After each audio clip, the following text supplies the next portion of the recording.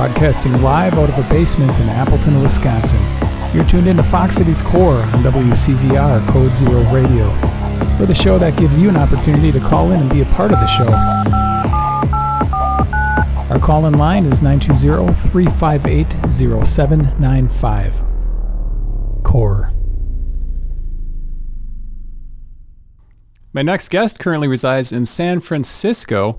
She has independently sold over 50,000 copies of her albums. She has appeared numerous times at Mile of Music. I'd like to welcome Meaghan Slankard to Fox Cities Core. How are you doing today, Meaghan? I'm good. Thank you for having me. How does it feel to come back into the Fox Cities area on a not Mile of Music time? I mean, anytime I can make it back to Appleton, Fox Cities area is a good time for me. I love playing here. I just feel like people really appreciate music. It's like a community of just people who appreciate art. So it's good. Do you have any favorite haunts when you roll into town? I mean, my band and I, every time, Mile wraps up for the day, and most people go off and get the sleep that they deserve and need, we go to Player 2 and play arcades. I kind of like, I love it all. It's fun. Yeah. And so how many times have you been back to play in Appleton? Have you been here besides during Mile Music times? Yeah, a few times, mostly just Mile, but a few times in between for different things, Mile-related things, which I always just appreciate that Mile of Music doesn't actually need to be the festival for Mile of Music to be like, you know what, we're just going to make music all the time. Well, it's your career has been, it's very vast. We're talking before, I was trying to find out everything I could about you, which I realized is impossible.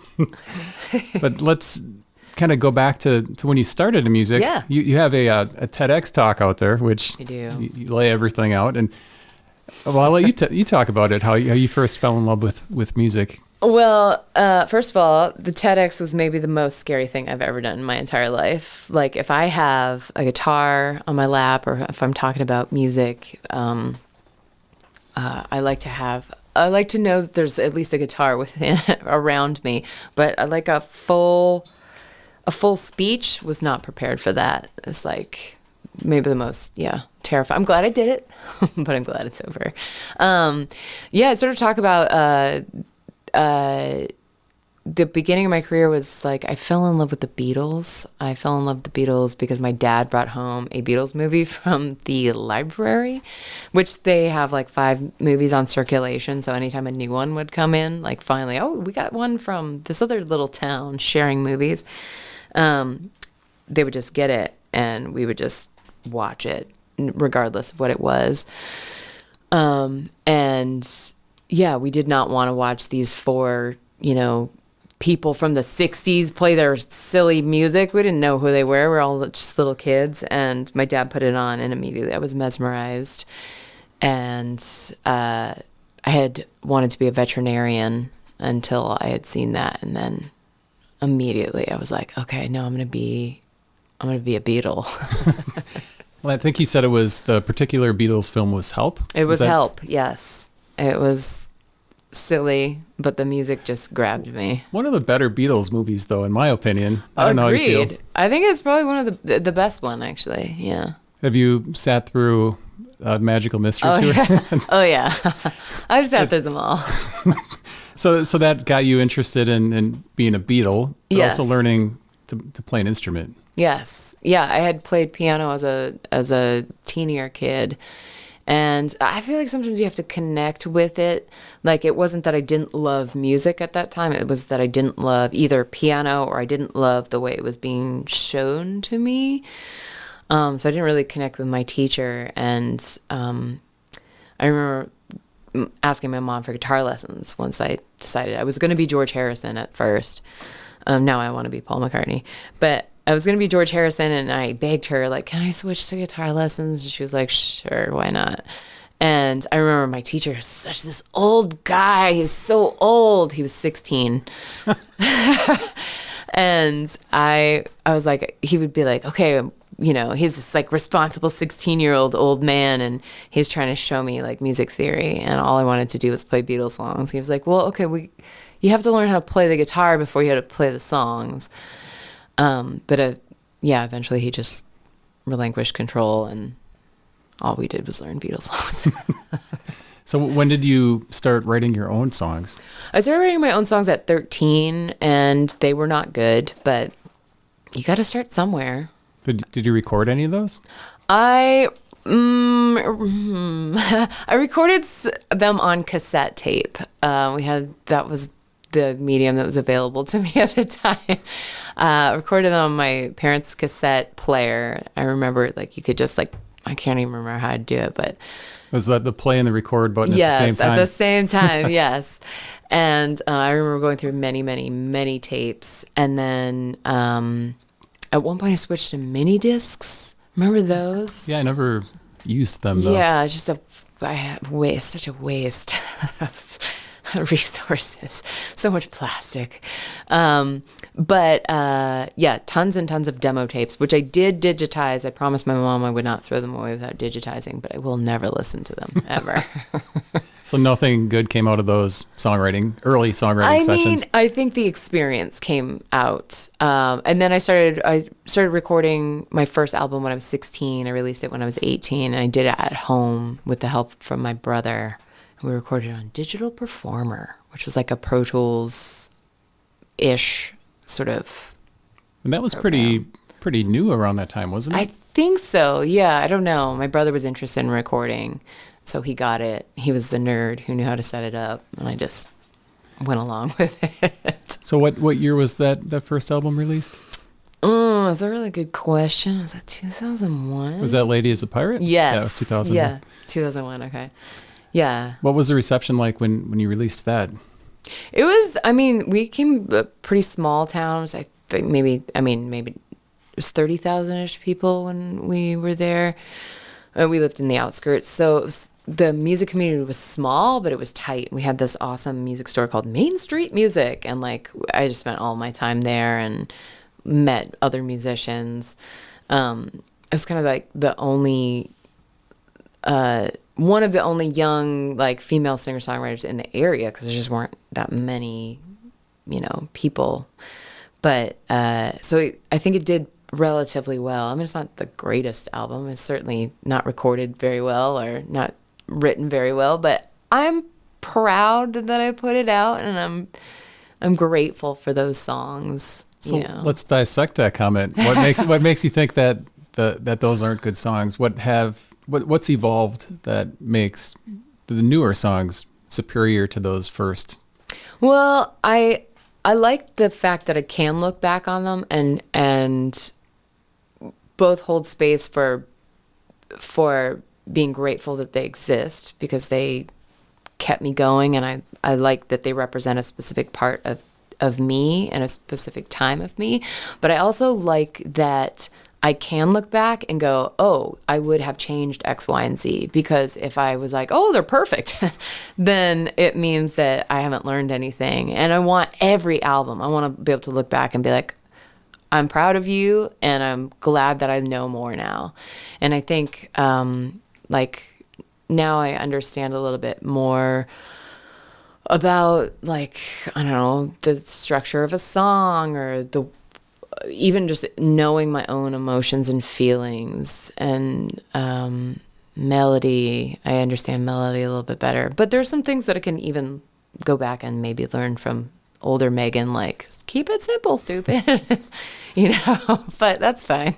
Also, when that first album came out, did you start playing as many shows as you could at that point? You released your next album 3 years later. Yes. So you had the bug right away. You knew this is what you wanted to do, Yes. and you were going to pursue it. So much. And it was like nothing. It was like I was so entirely focused. Obsessed little, I started guitar when I was 10, and then writing when I was 13, and then recording my album when I was 16. But I had my first, I'm going to put air quotes for our listeners, but my first paid show was when I was 15, and it was like a 3-hour cover gig, and I was so nervous, and it was It's like December 23rd. I can't even remember what year it was, but it was one of those things where like I had friends helping me because I didn't know 3 hours worth of music yet. And I remember the owner of the music store was there and he was supporting with my family was there. And he was like, Megan, I think you're doing a great job. I think you should write more songs because at least 1 in every 3 songs should be your song, not just covers. Like that should be a goal. And I still remember that. I'm like, oh yeah, I should write more. So that was really helpful for young me because I loved playing mostly Beatles songs. Yeah. Well, how many songs at this point are original songs that you've written? Ooh, good question. Probably maybe 300. I would say about 120 I've written and released on Patreon, and then I've done 5 albums. I can't count. I think you did 6. 6? Jeez. And then some of those songs, I think 10 of those songs are on Patreon, so we won't count that one. But and then I have a bunch of other songs that are just sort of like on the outskirts that haven't been released. Yeah. So when you're writing that many songs, does it get hard not to repeat? Yeah, 'cause, I mean, you must be writing, and then all of a sudden, you're like, wait, that sounds like this. Oh yeah, no, I've done it. I think it's difficult, especially since I write and record a new song every month. I can definitely, if I look back at those songs, especially if I'm like trying to find something and I'm like listening to like the intro of like, I don't know, 20 songs in a row, I'm like, I can feel my patterns. I can hear my patterns. I'm like, oh, well, that was the time when I did the descending bass line, or that was the time when I did the crunchy harmonies, or, and then there'll be occasionally I'll be like, yeah, this sounds familiar. Like, I hope I'm not ripping someone off. I mean, you're constantly pulling influence, whether you mean to or not, from like, you know, for me, it could be like a song that I heard 20 years ago, or like a siren running by, you know, my house. Or a bird chirping. It doesn't matter what it is, like some sort of noise, it gets into my brain. It gets like, you're cooking, you're throwing it in the pot with all of this other ingredients. And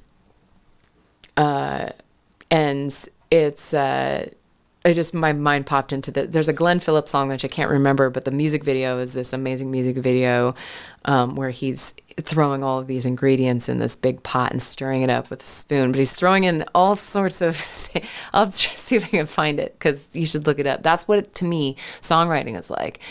And yeah, so occasionally I will repeat myself. But maybe it's like I need to continue to say that thing, or who knows? I like to think there's a reason other than just, I don't know, stagnant. Are you drawing off personal things that happen to you for your songs, or a combination of both? A combination of both. I think I used to write a little bit more further away from myself. I don't know if it was like out of fear or out of inexperience, or both. But I have started pulling more and more stuff from my own experience. I think I'm just older and I have more experiences now. And I have more things to say, but I also know how to say them a little bit better. And I also have slightly, more and less fear, depending on what you're talking about. But yeah, I think that I've gotten a little bit better at being more personal. I think when I'm a little bit more personal and authentic, then I think people can, the energy is closer to what other people are, even if it's, oops, just knocked a microphone. Rookie mistake. Don't get mad. Yeah, I think other people can at least tune into the feeling that you are authentic. You know what I mean? If I'm like, this one thing happened, but it's totally not true, then it's harder. However, I do like to make stories as well. So there are plenty of them like. Oh, and was that a bigger issue when you were younger? Because yeah, I'm sure you had people, I'll just throw the stereotype out there. Some older guy walk up to you and you're 20 or 25 and start questioning you about a lyric or, the unsolicited advice on what you should do to maybe change this or maybe do that. Yeah, for sure. No, I definitely still get that. I think people like to be involved in the creative process, and sometimes we can't help it ourselves. I realized that was my boot squeaking. So, guys. Disclaimer. They're shiny boots. Like, are you going to be wearing those at the show tonight? I will. You'll see, guys. So we're around the Freaky Little Story. That was your second album in 2004. Was it right before this that you appeared on that TLC show? Let's talk about that right away. Let's do it. You appeared on, was it What Not to Wear? Which I think is a show I accidentally watched a few times at my mother-in-law's house. Totally. Okay, and if people haven't seen it, you get ambushed. Was that all planned? Like, were they bum rush you? You're standing there on stage. No, I had no idea. So the great thing about this show is, like, growing up, my parents wouldn't let us watch TV. They told us it would rot our brains. And occasionally, which is funny. I love you parents so much. But now when I see a TV, I'm just like mesmerized. Like, what is this magical box? But we did, so I didn't know what TLC was. I didn't know what Not to Wear was. I barely knew what a reality TV show was. So when all of my friends were at this show, and I was like, well, that's weird. My friends never come see me play. And they were all there, and the doors swing open, and these people rush in. They have these lights and cameras, and these two they felt like giants, these tall New York personalities. And I was like, they rush on stage, and I was like, this place must be filming a commercial. So I really just didn't know. And they were like, congratulations, you're on What Not to Wear. And they hand me this credit card, and the credit card says void on the back of it. And I was like so confused. I didn't know what any of it was. And then they turn off the cameras, and they're like, okay, so here's the deal. We're a reality TV show. We're called What Not to Wear. And have you heard of us? And I'm like, no. And then they give you a little spiel. Like, we take you to New York. We throw away your clothes. We make fun of you. And then we buy you a whole new wardrobe. And I was like, oh. And they're like, do you want to be on it? Here's the paper. Just sign it. I'm like, And they're like, well, put your music in the show. And I was like, all right, where do I sign? And it was back when reality TV was pretty... Sorry, that's my boot again, you guys. I'm just not comfortable. Okay, now I'm comfortable. Well, you really get behind toe socks in that. I that do. segment. I don't... Honestly, I really liked them, and I think I liked them as like a little hippie, rebellious person. But I realized as I've grown into my body a little more, toe socks make me feel slightly claustrophobic. Maybe my toes are sweatier now. I don't know.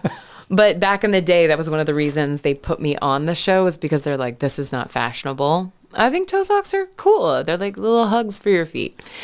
But yeah, so then they flew me to New York and did everything they said they were going to do. But honestly, I feel like they were really supportive of my music. Like, even the hosts, for years later would check up on me and be like, how's your music doing? And they came to my shows when I came to New York. It was just like another time. Does the guy in that show, does he do a house remodel show now? Maybe. I think I just saw on TikTok that there's they're doing a new show, and I don't know what it's called, but Stacey and Clinton, the hosts, they have reunited to do a more inclusive, more like friendly fashion show. It's kind of like wear whatever you want sort of show, which I think is a cool idea. So what was the reaction when you appeared on here? It's still, the video that I saw had hundreds of thousands of views. It still has like fresh comments coming in. Insane. They posted a clip on TikTok, and I did a little reaction video to it where I told people like what it was going to be like. And that clip of mine got like 1.5 million views, and none of my music ever gets that much ever. But this show, it just shows the testament that this show has fans, And I think people were really excited for me, but that I was on it. I think the fashion that I ended up with wasn't like, I mean, like right now I'm wearing this like oversized Def Leppard sweatshirt, but and I only shop at the thrift store exclusively as a point of pride, but And intelligence too. oh, thank you. I like to think there's something going on up there. Well, there's the host says in there, oh, it's Gucci or something have on. And it's like that's kind of what's wrong with, with society now. But anyway. Yeah, I'm not like me, I don't know how old I was. What 20-something-year-old me was like not as I was a hippie, but I didn't really know about things like fast fashion and like the price of these garments. I was like, the sticker shock was insane. Like I'm not gonna buy something if it's if it's over $20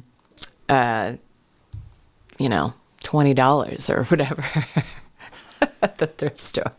Well, I don't want to spend the whole hour talking about this show, but it is. It's a fun one. It's online if people want to find it. Okay, so you put out A Little Extra Sun in 2005, so you're cranking out music at this point. But then there's a 6-year lull before the next release. There is, yeah. And did I butcher his name every time, that David Knopfler. Thank you. Yes. Did that happen prior? Was that early? That actually happened, I think, around the Freaky Little Story, the second album, right before What Not to Wear, because I remember coming home from one of the tours. So David Knopfler from Dire Straits, but he was one of the brothers, not Mark Knopfler, but he was one of the songwriting brothers. So nice. He found my music on a singer-songwriter website that a friend had put my music up on, and he just emailed me. He was like, hey, this is really cool stuff. And since I'm a classic rock nerd, I was like, Knopfler? How many people have the name Knopfler? I was like, thanks. I really appreciate it, bruh. Like, you wouldn't happen to be part of the Knopfler, Dire Straits Knopflers. And he was like, yeah, that was me, but that's another lifetime ago. And I was like, oh, cool. Can I ask you questions about the music industry? And he was like, why not? And then we became email pals, just like nerds. And he's like, well, what music does like a young person listen to these days? And I was so into Counting Crows. So into Counting Crows. I mean, I'm still into Counting Crows. But I was like, oh, you got to listen to this band, Counting Crows. And he's like, Counting Crows? And we shared music back and forward. And then he was like, you know what would be fun if you like opened for my tour coming up? And I was like, that escalated quickly. Yeah. I mean, it was a long, he was like, but you have to bring your dad or something because I don't want to be a babysitter. And I was like, cool. And so, yeah, me and my dad went to Germany and did a couple of tours with David Knopfler, which was really fun. And you co-wrote a song. We co-wrote a song together. Yeah, what a really fun. I still regard that time as like one of the biggest highlights of my life.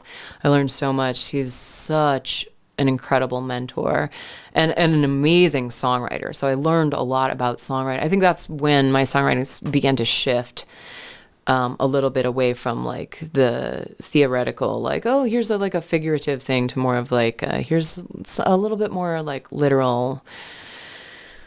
I don't know. Yeah, it was good. And his guitar player, Harry Bogdanovs, was like insane. He would always be like, have you tried this tuning? Just a bunch of nerds. Guys, I have to move my shoe again. I'm just going to take them off. It looks suspicious, but you've already explained it. Wait, for those of you who can see the camera, wait, see? My story checks. I just wear these when I'm gassy. So there was that big period of time in between A Little Extra Sun and A Token of the Wreckage. What were you doing in between there? Boyfriend. Yeah. Well, that's a waste of time. Ugh, tell me about it. But you know what? It allowed me, I was doing lots and lots of touring as well. Having that sort of experience I mean, relationships can be tricky, especially like if you listen to my TEDx that I did was kind of specifically about, part of it was about like, what is it like when you choose music, when music is, you are music, and it's hard not to be that. And sometimes it does affect the relationships around you. But yeah, I think that that experience with that boy at the time was a big growing up experience for me, and I think I was able to write this whole album, A Token of the Wreckage, because of that. So in a way I am grateful, but more fuel to the fire. Well, and you had Running on Machinery in 2015. Mm-hmm. And then, of course, the California and Other Stories, which was that post-COVID? California and Other Stories we recorded, we recorded, was it in COVID or right before COVID? Essentially, it was derailed by COVID one way or another. But it was one of those things where, yeah, it would have come out a lot. Yeah, when did it come out? 20... That's the only one I didn't write the year for, so I can't help you. Should I know these things? I should, absolutely. I don't I'm think not gonna... I'm supposed to know these things, so I I mean, apologize. That's all right. What is time? Does anybody really know what time it is? Well, you did the artwork for that album, right? Yes, I did. Whenever I did Token of the Wreckage was the first time I discovered that you didn't have to put your face on your album. I always hated it. I don't want to put my mug on my album. I want the album to continue to be a piece of art.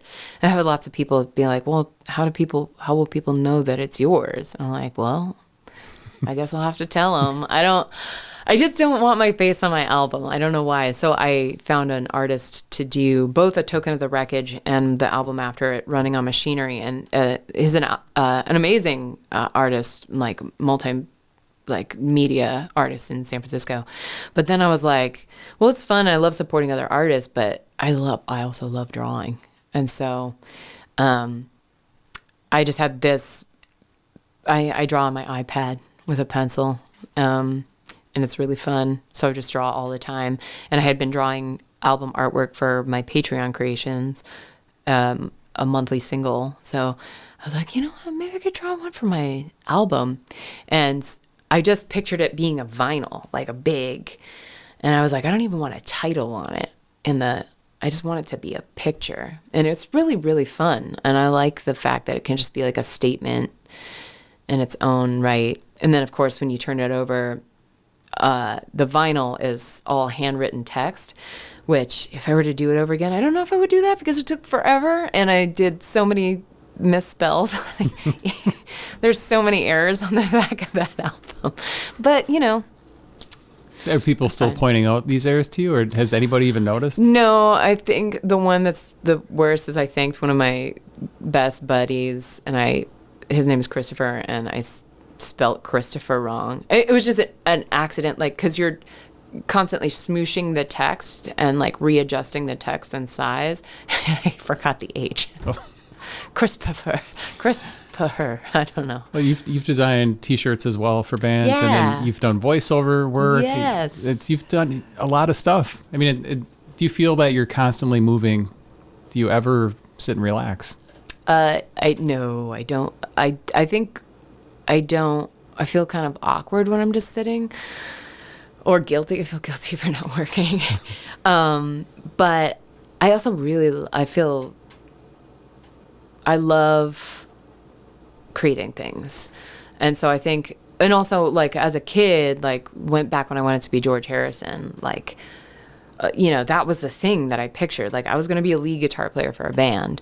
And then as I started, figuring out who I was, I realized that sort of the vision of success that this is what you're going to be when you grow up. I realized that that's always going to grow and change, especially as being an independent musician / artist, is music is going to continue to change. So thus I'm going to have to adapt with it. and I have so many passions for so many different things. It helps. So I can, like, if I'm not going to make rent this month, then I can do some harmonies for someone, or I can do a t-shirt design for somebody, or do a voiceover for someone. Well, and you've been in the music business so long. You mentioned the changing trends. Have you found yourself needing to change your path musically? Because your style, it's hard to pinpoint. 'Cause it's probably, is that the influences, or is that just kind of trying to stay with the times? It's not. The way I consume music, I really don't listen to a lot of music. The most music I listen to is Friends these days. I do like music, but music isn't a relaxed thing for me. If a music is on, I'm analyzing it, which is awesome, but can be exhausting. So like, if a song is on, like, my whole body is moving to it. Like, I'm dancing to it, but I'm also like, wow, oh, that's a cool snare sound. Or, oh, interesting, I didn't know that like, the way they panned that tom is really cool. I wonder how they got the kick drum and the bass to be so present without conflicting with each other. Like, what EQ band are they cutting out? Like, it gets crazy. Or, I love the way they sang that, or that's a cool melody. It never stops. And so the most relaxing time is silence for me. Or if I need to, because I definitely have an inner dialogue. So if that's too loud, then a podcast, a nice podcast. Drawing, yeah, stuff like that. But I have had to adapt, just like, I think taking on things like doing the voiceover and doing the design work has helped, because I'm not touring as much. I'm still touring, but I'm not touring as much, so I'm not getting the income from that touring as much. And then I'm noticing the trends with, like, AI. People are using AI for harmonies, or AI for voiceover now. So it's not even real humans, which I understand, adapt. But it is starting to eat even into the newest lines of my income now. And it's getting less and less attractive to be a musician, isn't it? It is, yeah. Yeah, I mean, I guess we've done this constantly, though, right? Because, like, all these people with these gorgeous analog studios, and then we've come out with these digital, the DAWs, like the digital audio workstations, that are just taking, like, I have my own home studio, so I don't need to go into the big fancy analog studios anymore, even though I love them. But I'm also, personally, I'm obsessed and want to learn about production and, engineering and things like that. So that, to me, is really important for me to have a space that I can use those tools.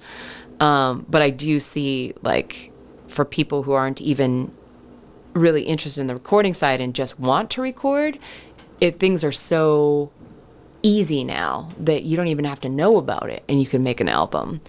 Just crazy. Do you like the process of recording yourself in your studio, or do you prefer somebody else to do it? I love recording. I would love to get more into production, and it's one of my favorite things. That's how I write now. I sit in front of my workstation and write. Yeah. Well, we've got so much ground to cover. It's let's talk about it. I'm going to say this wrong too. In DIY. Oh yeah. Yeah. Well, before we get into that, we've got another guest. Buddy. Can I come in? Yeah, right over there. Sorry to interrupt us. Oh my God. Hello, Megan. Hi. How's it going? Well, Megan, Andy, Meg. hi. Nice to I'm meet you. moving in. Yeah, now you're outnumbered. How do you feel about this? All of a sudden, my angles are all messed up. Talk amongst yourself. Where would you like me? Here, perfect. How was your drive? But you know what? My drive was pleasant. I'm so glad. It was pleasant. Where were you coming in from? Chicago. No, and wearing your Chicago shirt to boot. I'm that person. I love it. I'm that person. I'm like, am I going to a city with which I have a shirt or a sweatshirt that represents said city, and I will wear it. That's fantastic. I just ate the biggest donut, so pardon me while I like. Oh, that's awesome. When in Wisconsin, it's the donuts and it's the naughty things. Oh for yeah, sure. I had a couple of incredible vegan donuts yesterday. I'm so sorry. I tried to find them. They didn't have it at the gas station. I stopped. It's not really like the gas station isn't like. It was a Long John. Have you ever heard of these? Are these a popular No. thing? Yeah, like Quick Trip has lots of Long Johns and That's where I was, my friend. That's where I was. The old Quick Trip. Couldn't hold the rest needed. Anyway, this is a lot of information here this morning, but I had to pee. And then I was like, donuts and coffee. So Yeah. I'm so glad I made it. I'm so glad you're here. I'm tilting this microphone so I can look at both of you and also talk directly into the. So this is so unexpected. I'm so excited.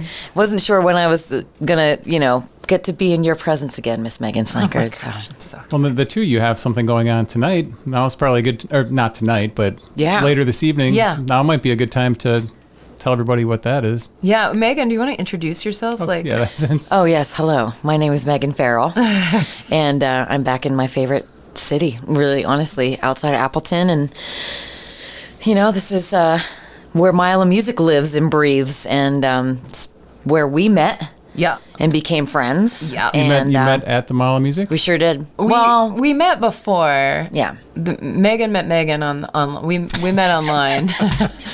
Megan and Megan fell in love online for sure. It was love at first sight. I found I was doing rock boat Sound check. and Megan were you on the boat that year? Yes. So Megan was on the boat that year, and I was checking out the other artists, and I was one of the artists who was doing this sound check. It was a contest to see if you could get on the boat, and I was one of the top 5 people. Right. And so I was in the running, and I was like, oh my gosh, there's another Megan. And Yes. so I checked And I out. thought the exact same thing. I was like, clicky, enter, diving in. Who is this? Who is this? Non-A or H Megan. And I was like, who is this Megan with an A and an H? And and then I checked out your music, and I was like, oh my goodness. Fun times, yeah. Yeah, and immediately I was like, we have to start a band together. And So we just started communicating online. Yeah. And then it was like, you like cats? I like cats. Yeah. You drink tea? I drink tea. Oh my gosh. We're like, you have bangs? I have bangs. I have bangs. Yeah. We're both wearing beanies. You wearing a beanies. Yeah, but this one's, West Coast. I'm East Coast. Yeah. So, It's perfect. but we meet in the middle. Can we write that song? Yeah. Oh, we should write that song. You Met heard in it the here Midwest. first. Yeah. Megan's in the Midwest. Here it goes, Andy. Here it goes. That's our theme song to our TV show. We meet in the Midwest. You were meeting today at the Crystal Ballroom. Yes. Oh, yeah, that's what we were supposed to talk about before Mild- attention deficit disorder took over. For Sure. a mile down the road. It's at 1 p.m., so coming up shortly. Yeah. 2 p.m. showtime, doors at 1. Yes. Yeah. And the Crystal Ballroom, of course, is out by St. John for people in the area. It's right outside of Sherwood. Historic ballroom, beautiful ballroom. This is the second Mile Down the Road event at the Crystal Ballroom. Oh, wow. Tickets are $20. I'm glad I brought my fancy shoes. Sorry, go ahead, Andy. Should be able to buy tickets at the door. It's a ballroom. Yeah, so people should go check it. What can people expect today if they go to that show? They can't. Don't try to expect something. No. I'll have another cup of coffee in me, so it should be somewhat regulated. But yes, it is. I was in town. I just happened to be in the area, and I reached out to our dear friend Ian Thompson, and I was like, "I'm up here. What do you got?" Yep. I don't want to just come up and turn right back around when I'm so close to Appleton. And then he told me about that you were playing, Yeah. and I didn't, I was like, can I come and I got that text and Hang out. and literally screamed in joy into my living room, like, no way! And immediately a text and was like, please add her to the show immediately.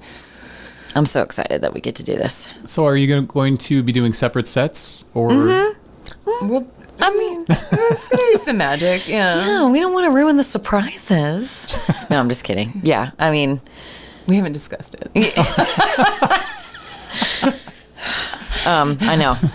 No, it's going to be, of course we're going to sing some songs together. Yeah, It's we can't not. Yeah. Now that, I mean, because on top of meeting each other and respecting each other so much as artists in our own realms, I mean, I look up to this woman so much for Samesies. how you produce your own stuff, and you are continuing to just take ownership of that side of the music industry, and you're such a boss. Thanks, bud. Yeah, and I just adore you. So, and it's amazing to not only like get to make music with your friends, but get to make music with people that you admire. Same. Yeah, same. Like Megan and I are, we got some, some plans. Some plans. We got some plans, and just like being able to like discuss music with, like, it is not easy to tour, and it's not easy to tour by yourself. And Megan, like you're like a role I do it all model. the time. She does it like nobody's business. I mean, like, you got the perfect van, and like she shows up, rolls out, like ultimate professional.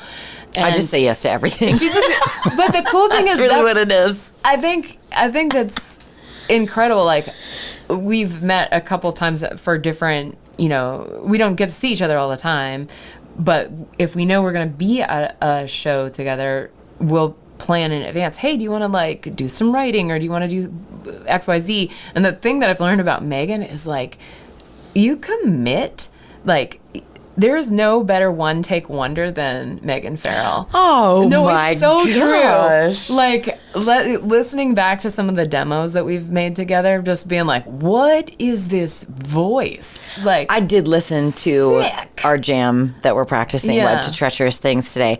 And I was like, yeah, we did do that in Colorado. Yeah. In one. Yeah, but then you come back.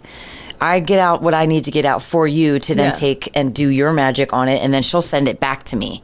And I'll just be like, stop it. it's cool that Just- you can make technology, right? You can make, When one's on the East Coast and one's on the West Coast. we can make It's- songs together. Yeah. And it's commitment of all the things that, Mm-hmm. because why not? Go Mm-hmm. for it. And just the fact that both of our names are Megan, it's a marketing dream. Tis. So, Megan, let's catch up on you quick. Give us the quick skinny on your music career. Farrell. This is the Farrell one. Yeah, the Farrell. It's been a tough year.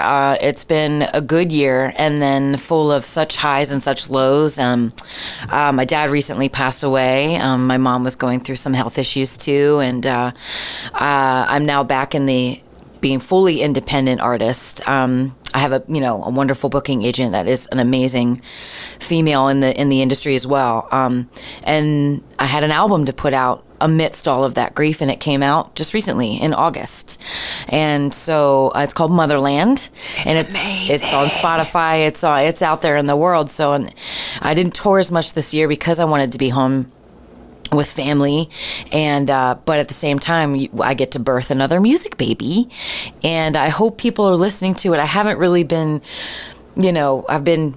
my attention and my heart's been elsewhere. So, if you like it and you listen to it, thank you so much for supporting. If you haven't heard it yet, it's available. It's out there, and next year I think is going to be full of a lot of more shows to be able to support that record finally and give it the space it needs on the other side of such hard times. But yeah, so still creating always. That'll never stop. It's how we get through the hard times, is music and art. You'll obviously be drawing heavily from the Motherland album later today.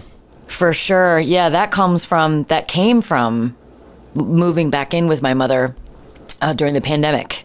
And that was an interesting time as well to create from. So, but I'm grateful for all of it.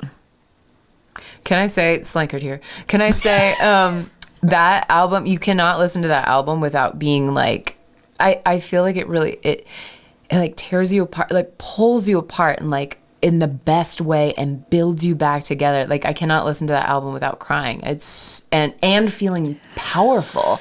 There's something about that album that is You need just to stop. No, but I I love it. need this album Thank in you. my life, and I'm so glad. I can't see a world without this album. So like, immediately go buy it. You can download it or listen to it on Spotify, but also buy it because it's so incredible. Like, Thank you. I know I was told not to swear, but just picture me swearing right now. That it's so good. When she told me like with let's not swear, I'm like, oh man, that's gonna be a tough one. I almost did it just now. I'm surprised I haven't. Thank you, babe. I It's appreciate the best. this. Like, I I have can't live chills without talking California. about I know. We're just gonna sit here and talk and give each other loves No, but because you. that's what we need right now. Makes my We job do. easy. It does. I know. Oh, we'll never stop talking, sir. Are you guys sick of fighting the good fight to get people to buy physical over just streaming? At this point, is it just throwing the towel and people will do whatever they do? Someone did something very brave the other day. One of my favorite artists that I look up to and have for years is an artist named Greg Holden. And you know Greg. He's in Northern California. He's in Portland now. And he just posted on his social media about how he is completely abandoning all streaming platforms Wow. for his latest release. And he talks about how hey, this could be career suicide. This could be end me, but I don't care because it is more important. And it was so inspiring, and it made me do a double take about how I want to release music and how we need to start doing things like this way more in solidarity than we do. And your bravery as well, Meaghan, with your Patreon and knowing that like if you want to consume our art, it is worth time. It is worth your money. Yeah. To support us, and we will always. I mean, you go above and beyond with your Patreon. It bud. really is. This is a good time to talk about that because Yeah. she does do the Patreon Tea Time live stream once a month. And I do. so when I was trying to consume everything, Meaghan, prior to this, I realized it's impossible because of all the So content. much, yeah. But the one I did watch you were sampling was the latest one. You were sampling chocolate and tea. Yeah. And you were talking about Billy Joel, I think, I think it was Billy Joel, how everybody's got an opinion on Billy Joel. Oh yeah. But you're right, though. She's actually like putting stuff out there. And if people Yeah. can support you directly that way and have... It's as little as $1 or Yeah. $5. There's a couple Patreons that I support that it's $1 a month, and for me, it's worth it because I then become inspired Yeah. by consuming others' art. And it is in this, the state of streaming right now. It's unfortunate, and make no doubt about it, we do not receive any monies. At least, I mean, there are the ones who pursue it differently Yeah. than maybe I have time to, because in the independent music world, we do everything. Yeah. And I mean everything. Design, run our websites, help put together tours, and then write the songs, perform the songs, tour, Yeah. merch, We're sell it, responsible for the buy it. band, the accounting, the Yeah. promotion, the social media stuff. All of it, unless you have a team, and Yeah. and that's great. Teams are great too, but one begets the other sometimes, and it's not everyone's journey is not the same, Exactly. but it's still a challenge.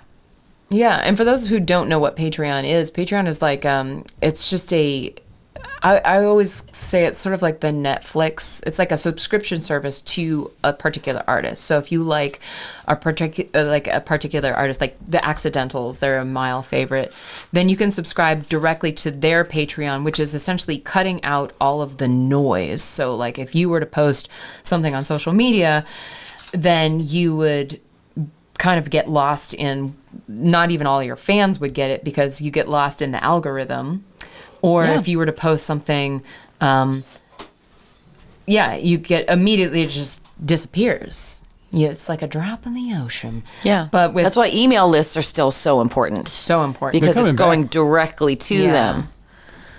So I'm feeling like poser right now because I'm terrible with all this stuff. No, I'm hoping there's a Patreon in your future because I think you're... I had MFers Club. Yeah. Which is, it's not a curse, it's my name. But that was the club that I started during the pandemic, and we just met over Facebook. And Yeah. I agree. I'll get, We'll talk about We'll it. talk Yeah, about we'll it. talk Maybe I'll about set it up. I got some things in the can I could put out there. Heck yes. It can happen. Yeah, and an artist can use it however they like and however they want to best communicate with their fans. But what it ends up being, like the MFers Club, is a community where it's just you and those people who want to find out more about your art or be more involved. And it sort of feels like your record label because, like, you can run ideas by your fans. You can, like, what T-shirt colors do you guys like? And you could do this on social media too, but this is like a direct line where you get to talk to those listeners who really care. And for the people who really want to dive in deeper and like, Meaghan Farrell, what is this song about? Like it feels like such a safe space to put out new music and new things. And so I've been on it for almost 10 years now. What? Insane. Oh my I joined in gosh. 2014. Do you think it's still something that is working? Yes, it is. That maybe one of the only things that I've done in the music industry in a platform sort of sense that has felt like not only is it amazing, but it has gotten better. And I like, knock on wood or whatever, I'm hoping all things change. Like I remember when CD Baby got purchased by disc makers and went, sorry. I just put my latest record out on CD Baby. I still put, I had to. I didn't know. I was like, let's just go back to the good old. I know. I still use CD Baby as well, but it's like one of those things. Because it's $10 to put up your whole album. Yeah. And it's not repeating charge, or anything like that. Exactly. I used to have, oh gosh, I remember back in my New York days, I had my website on CD Baby, like all the things. Me too. Well, but yeah, revenue streams. You've had some songs and TV shows, haven't you? Yeah, I had. I don't even know if is that still... reality TV. I mean, I still get royalties, but they're tiny. So that lemon's not worth the squeeze. Sirius XM can be really totally is great. Commercials, getting the songs on commercials, but there are so many more musicians these days, and they're all doing it from their basements. And we're all doing it from we're in a basement. Yeah. And we're all doing it from. It's a very cool basement, though. This is top 10 basements. I know. Meaghan, if I'm just writing this in my notes here, so I can put that in my journal later. But. Oh, please. Yeah, I speak the truth. Yeah, it's like it's so. We were talking about this during a workshop yesterday. It was like, I know Meaghan, you'll have something to say about this, but like in the course of our careers, the amount that our industry, and this is not just our industry, but we can speak to it from the perspective of our industry, how much it has changed. Like if you look at the way people consume music. Attention spans, the way it's promoted, the way it's created. And now that it's easier to create and make music independently, the amount of musicians there are, like how many new uploads to Spotify a day? Isn't it like 30,000 or 60,000 or something? Oh my gosh, I really try not to consume that information because I spin out. It might be a week or a month or whatever, but say it's 60,000 new artists a month upload. That's like your song is I will spend a year making an album, and that's like creating it, writing the songs, promoting it, getting all of the things together, and you release it, and in a week it's old, and you don't get paid for it anymore. Like we used to get paid. We used to make CDs and sell the CDs, but now you have to do 100,000 spins before you make $10. What is it? Yeah, and then if it does not happen all at once, you don't see that $10 all at once. Yeah, you see it in penny increments. So subscribe to our Patreon. Or come see a show. Come see a show. When you think about this, here's what I like, because I tell you right now, I am a gorgeous 44 years old, and I am not going to become the next tech-savvy person in this industry. I just don't care. And imagine me saying something else. But my lifeblood, my energy is playing live shows. Mm-hmm. And so when you think about going to see, for instance, I just went to a festival where it was $600, $686 for just 2 days of music. A burger was $30, burger and fries. A bottle of water was $10. And I'm sitting there and I'm just being like, okay, I get a bunch of artists. Merch was insane. Merch lines were insane. I drove 8 hours to get there, and I paid for lodging. I mean, it turned into a $1,200 trip where at the end my hips hurt, and I was overstimulated and broke. And when you support local art, you can be in your bed in one night. You can pay sometimes as low as $10 of tickets or free. You can buy merch. You can be a really huge part of keeping independent art alive, and it's good music. Yes. And you can travel an hour and pay $25 or $30 at most, to go see Red, White, and Blue. Yeah. That's most likely going to have another opener. Or, it really is what I would like to change the conversation and being like, you get so much more bang for your buck. Yeah. And it's an easier way to consume music, and it helps supports us, not little guys, because we've been doing it. We've been doing it, but it keeps us doing it. Yeah, and $20-$30 for a ticket might feel kind of. Some people might think it feels high, but when you realize that it's going to support the sound engineer and a small business, and the venue, and all of the people who are part of a local community. Yeah. Well, I mean, look at Mile of Music. It is so based on that. Yes. I mean, you had people like Allison Russell and stuff that go as your headliners. Yeah. But at the end of the day, most of this is independent. Yeah. And it's beautifully so. Yeah. Beautifully so. And what a great way to have a band that not everybody knows, and then you can show your friends and be like, I found them first. That's my favorite thing to And do. they probably have awesome, hilarious DIY music videos on YouTube, like me. Yes. Yeah, so many. So how many videos do you have? Oh gosh, I mean, during the pandemic, we were so bored, and we bought a way to suction cup a GoPro to any surface. So we were just like, my producers, best friends in the world, Dan and Nate Monet of Hey Monet, they live out of Canton, Ohio, are my producers on my last 2 records. And man, I made that record in 2020 and 2021, and we would quarantine, then for 1 week, go into the studio, work together for 1 week, and then go home and separately quarantine. So and we had nothing but time. We had nothing but time, and we were like, I can pay $35 for a GoPro suction cup holder, and let's just stick it on my van. Yeah. And we drove around a RV park while Dan hid behind me in the driveway, going 15 miles an hour because can't go any faster.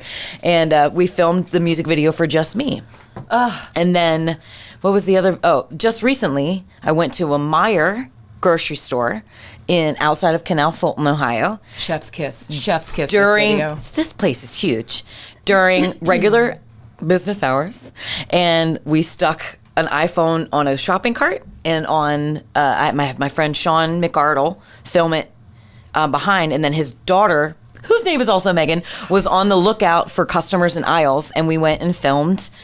And I danced around like an idiot in a grocery store and ate food off the shelves, which I paid for. Yeah. But that video, and then I had headphones on like this so I could hear the playback of the song. And then that video just cost me the cost of editing it. And a pack of Oreos. And Fritos, Oreos. And then I ate an entire cream-filled donut in my face. What are they called? Not Klondikes. Bear Claws. Bear Claw. That's what I had. This video is, I repeat, Chef's Kiss. This video is my favorite music video that has ever been made. Blame It on Tuesday? Yeah. And then this one, when we were in Mexico, stepped in and directed, you did, my video for High Hopes, which came out New Year's Day just this year, and we danced around like a pack of idiots in Tulum, Mexico. So those videos are out there, and your video game is 100%. You think? Yeah, good. At least I got something. Yeah. So I'm gonna have to catch up on those videos. You have to. I was, you've got a ton of videos, and you've directed a lot of those as well, and a lot of different styles. There's one where you're a dancer. You're dancing with a bunch of other dancers. It makes it look like you're a dancer, which you're in there in enough shots where it puts you in there, and then like we're talking about with the different styles, you have a lot of different styles of stuff, it keeps it interesting and not stale. You had your TV show itself. You were editing that and filming that. I have too many interests. I have not enough time. Oh, are you kidding me? Yeah. I want to throw pottery. Megan I'm ready paints. to be. I paint. Farrell paints. It's so good. I sold 2 pieces. You did. I will say at the show today, I have 1 remaining art piece. Wait, is going to be available at the show? It's going to be available at the show. Guys, get there early. She has 1 piece left. Which one is this? It's the it's called Moth to a Flame. It's the one with all the butterflies and the scary skull picture and the rainy window, and then and I just basically got a hot glue gun and had a ball. these are handmade by an artist. Like I loved painting as a kid. Yes, and you're then I so moved good on at to it. music and performing in musical theater, and then all of a sudden it found me again in my early 40s, and I'm just like grateful. It's artists like Meaghan who make me like it feels lacking when I say, oh, Meaghan, she's a great musician or she's a great singer-songwriter. Like those don't encompass what you are. You're like, you're a creator. You're a freaking star. Kid. Yeah. Well, this one, Slankard, Slankies is my nickname. You do all your own graphics on most of your art. You create your art. Let's see. Buddy. I love you. I love you for too. how much you inspire me. And man, the Meaghans do good things, and you got to get together with your friends every once in a while and just tell them they're doing just fine. Yeah. After a week like this week. Cheers. Well, this is a good question to kind of wrap it up. Each of you, what was the high point of your career so far? Today, right now. You beat me to it. Dang. Do you want to go first? I don't know. I mean, I know mine. You do go. Was the Rock Boat, my first 6-man sessions. That was a pinnacle that I will never forget. And that moment is on YouTube as well. So when I moved to Nashville, I had left New York City after 16 years and was brokenhearted about the business and was ready to give up. Like, I just wanted to write songs. I didn't want to be a figure anymore, even though performing is like my favorite thing ever.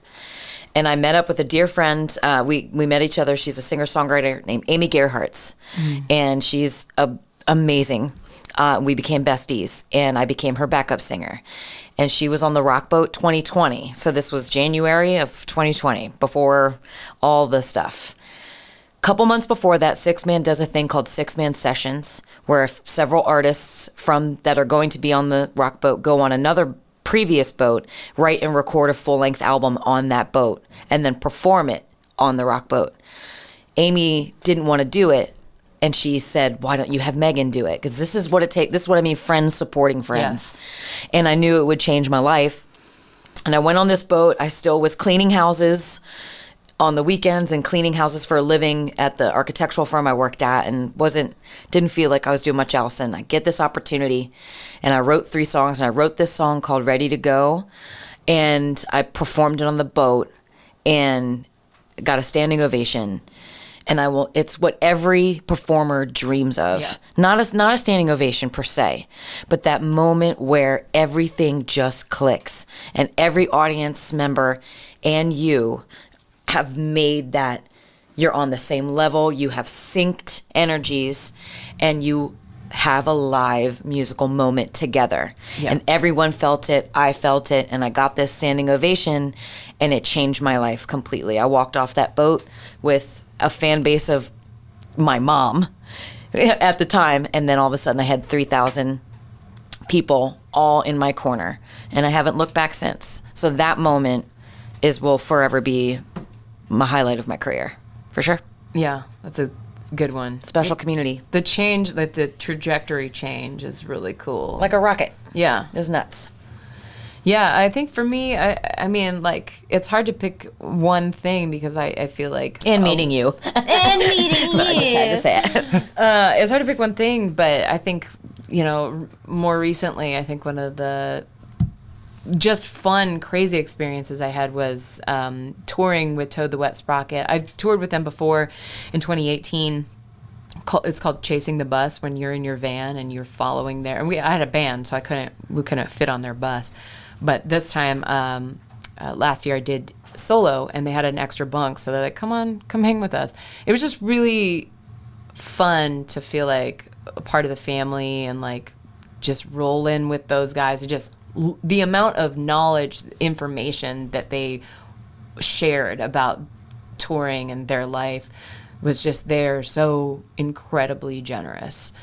And so I'm super grateful for that experience, and it's just kind of fun being it felt like both part of it and also like a fly on the wall at the same time, just watching this amazing like well-oiled machine, Yeah. just like perfectly work, and like how they all worked together. And they recently were one of the people who asked me to do some designs for them. So that was really, really fun, just to feel like their kid sister a little bit. And it just felt, I love it when like these, again, it's your community, like Megan is saying. I'm the little sister of Red, White, and Blue. Yes. They took me on my first cross-country tour, and I was the Yes. van behind the bus. Yes. And we would cozy up to each other in like a Walmart. Yes. And they would like check on me. They would text me to make sure I was okay. Yeah. But yes, they are my heroes, and warm, loving, kind men ushering in, and including women, Yes. in their tours. Exactly. That's fantastic. And I think it's a good thing to know going forward is just like aligning ourselves with people who are inclusive, who, especially, it is still a male dominated industry, and seeing world. Thank you. And then just feeling the support of the men in the industry, or anybody in the industry, but also from your fellow sisters in the industry, but also people who have been there, ahead of you and have blazed the trail before you, and who are like, hey, let me lend you a hand and help you out. So I just think that's good, and I know Megan and I are trying to be role models to anybody who's starting. It's our mission, really. Yeah, It is. People who are just getting their legs, and I think And realizing that you're able to do so much more than you think you can. Yeah. That is always hard to. Beautiful. It can be scary to be like, well, I've never done that before, but you won't know until you try. Yeah. Beautiful. You're beautiful. You're beautiful. You're beautiful. You're beautiful too, Andy.